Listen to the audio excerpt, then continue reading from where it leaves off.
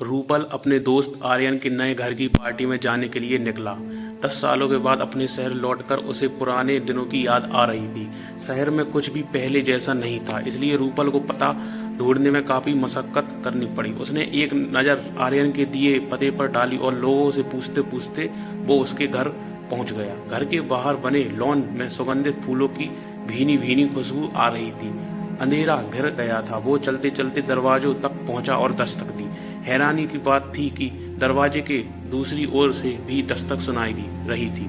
रूपल ने एक दो बार ऐसा किया और दरवाजे पर कान लगा कर सुना तो सचमुच अंदर से ही आवाज आ रही थी। इससे पहले कि रूपल को समझ पाता, उसने महसूस किया जैसे वो घर के बाहर नहीं भीतर खड़ा है। तभी किसी ने जोर से उसका हाथ झटक कर अपनी ओर खींचा। रूपल ने सामने देखा तो उसके सारे दोस्त खड़े थे और उसकी ओर हैरानी से देखकर पूछे जा रहे थे कि वो कहाँ खो गया था। रूपल ने हंसकर बात टाल दी। पार्टी शुरू हुई। जब एंजॉय कर रहे थे। आर्यन का घर बहुत सुंदर था। साज सज्जा पर काफी खर्च किया गया था और हो भी क्यों ना, आर्यन के डैड एक प्रॉपर्टी डीलर थे। जो अच्छा घर खरीदना तो उनके लिए बाएं हाथ का काम था। सो उन्होंने ये बंगला आर्यन के लिए खरीद लिया। क्या बात है, तुम ठीक तो हो? कुछ खोए खोए से नजर आ रहे हो। आर्यन ने कोने में खड़े रूपल से जाकर पूछा। नहीं, ऐसी तो कोई खास बात नहीं है, बस मुझे कुछ याद आ गया था, रूपल ने जवाब दिया। ऐसा क्या याद आ गया, हमें भी बताओ यार, दोस्तों के जोर देने पर रूपल बताने लगा। 10 साल पहले की बात है। तब हमारे घर में बहुत ही अजीब अजीब घटनाएं घट रही थी। मेरी बहन तब 16 साल की थी। वो अक्सर मॉम डैड से कहा करती थी कि रोज रात को एक बूढ़ी औरत उसके बेड पर बैठकर उससे बातें किया करती है। उस समय उन्होंने दीदी के मन का इमेजिनेशन समझकर उस ओर ध्यान नहीं दिया। कुछ साल बीतने के बाद जब मैं थोड़ा बड़ा हुआ तो रात को मुझे ऐसा लगता था कि जैसे कोई मेरा बेड जोर जोर से हिला रहा है।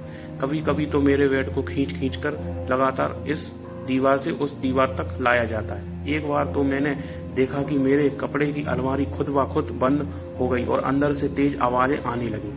मैंने सोचा कि शायद बिल्लियां गलती से अंदर बंद हो गई होगी। ये सोचकर मैंने अलमारी खोल दी। मेरे सारे कपड़े तितर बितर होकर जमीन पर गिरे थे और सारे हैंगर अब भी रोड में झूल रहे थे। ये सब चीजों मुझे बहुत डरा रही थी। समय बीतता गया। हम अब बड़े हो चुके थे। हमारे भी बच्चे हो गए थे। हमारे साथ जो भी घटनाएं घटी उन्हें हंसी मजाक में टाल दिया गया। एक बार तो ऐसा हुआ कि मेरे बहन के पति रात को हॉल में बैठकर टीवी देख रहे थे। तभी ऊपर वाले सीढ़ी से एक बूढ़ी औरत उतरकर नीचे आई और एक दरवाजा उठाकर उनकी ओर फेंका। वो इतने डर गए कि दोबारा कभी मेरे मॉम डैड से मिलने उस घर में नहीं आ गए। मैं तो उस घर से जुड़ी कई सारी कहानियों को भूल चुका था। कुछ दिनों के बाद मैं अपने मॉम डैड से मिलने, उनका शुक्रिया अदा करने घर आ गया हुआ था। रात के 3 बज रहे थे।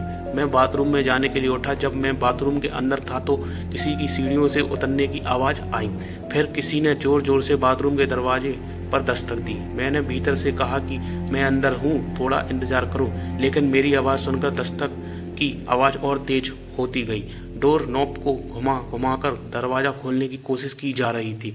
कुछ देर बाद तो ऐसा लगा जैसे किसी भारी भरकम चीज से बाहर खड़ा शख्स दरवाजे को तोड़ रहा था। मैंने फिर कहा, आ रहा हूँ 1 मिनट में। तो इतना सुनते ही बाहर से किसी के तेज तेज गुर्राने की आवाज आने लगी।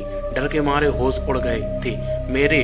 जल्दी से निपटाकर कपड़े पहनकर मैंने दरवाजा खोल दिया। मैं बाहर निकला तो कोई नहीं था। मैं सीढ़ियों से ऊपर गया, हर दरवाजा खोल कर देखा, तब सभी बत्तियां जलाकर देखी। यहाँ तक कि हमने बच्चों के कमरे में भी जाकर देखा कि ये कहीं उनकी शैतानी तो नहीं, लेकिन वो सब गहरे नींद में सो रहे थे। फिर मैंने अपने पेरेंट्स को जगाया और उनसे कहा कि इस घर में कोई है, लेकिन वहाँ कोई नहीं था। कुछ सालों बाद मेरे डैड घर के बेसमेंट की ओर जाने वाले सकरे रास्ते में गिर गए और उन्हें बहुत चोट आई। उस बेसमेंट में एक बक्सा था जिसमें बहुत सारे कागज रखे थे। उसमें से एक कागज उस घर के पुराने मालिक का था, जो उसने अपने वकील को लिखा था कि वो उस बंगले को बेचना चाहता है क्योंकि उस 23 नंबर बंगले में अजीब सी घटनाएं हो रही हैं, जिससे वो बेहद डरा हुआ था। ये सब पढ़कर हम लोग भी बहुत डर गए और जल्द ही हमने वो बंगला खाली कर दिया। रूपल ने अपनी बात कहकर गहरी सांस ली। फिर उसके एक दोस्त ने पूछा, अब कौन रहता होगा वहाँ? वो तो मुझे नहीं पता, और वैसे भी हमें वो घर छोड़े 10 साल हो गए। अब तो काफी कुछ बदल गया होगा। छोड़ो भी इन पुरानी बातों को, रूपल ने टालते हुए जवाब दिया। आर्यन की पार्टी खत्म हुई तो एक एक कर सारे दोस्त जाने लगे। अंत में रूपल जाने के लिए निकला तो आर्यन उसे दरवाजे तक छोड़ने आया। रूपल के जाने के बाद आर्यन जैसे ही दरवाजे की ओर मुड़ा, उसके पैर सीढ़ियों पर लड़खड़ा गए। उसने संभलने के लिए दरवाजे के पास वाली दीवार पर जोर से हाथ से मारा। उसके ऐसा करने से दीवार पर खरोंच आ गई, जिससे वहां का पेंट खराब हो गया। आर्यन ने सोचा कि सुबह पेंट करने वाले को बुलाकर उस निशान को ठीक करा लेगा। रात काफी हो चुकी थी और पार्टी की वजह से वो काफी थक भी गया था, इसलिए अब वो चैन से सोना चाहता था। अंदर जाकर उसने दरवाजा बंद कर लिया, लेकिन वो बेचारा ये नहीं जानता कि आज से उसकी नींद उड़ने वाली थी, क्योंकि उसने खरोंच वाली जगह पर लिखे नंबर पर गौर नहीं किया, जो शायद उस मकान का नंबर था, बंगला नंबर 23।